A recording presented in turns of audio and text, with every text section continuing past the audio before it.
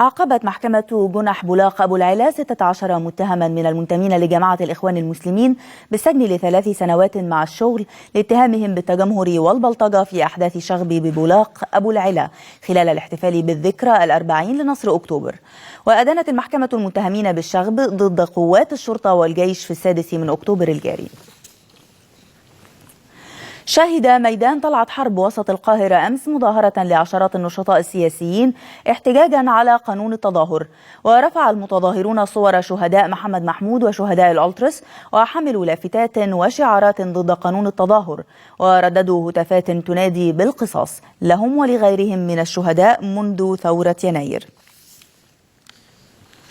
جددت نيابة النزهة المنعقدة في أكاديمية الشرطة حبس 25 شابا من ألتراس أهلاوي ل15 يوما لاتهامهم في أحداث شغب بمطار القاهرة في وقت سابق هذا الشهر. ورفضت النيابة إخلاء سبيل أي من الشبان في الأحداث التي وقعت في صالة وصول المطار، وأسفرت عن إصابة 11 من أفراد الأمن.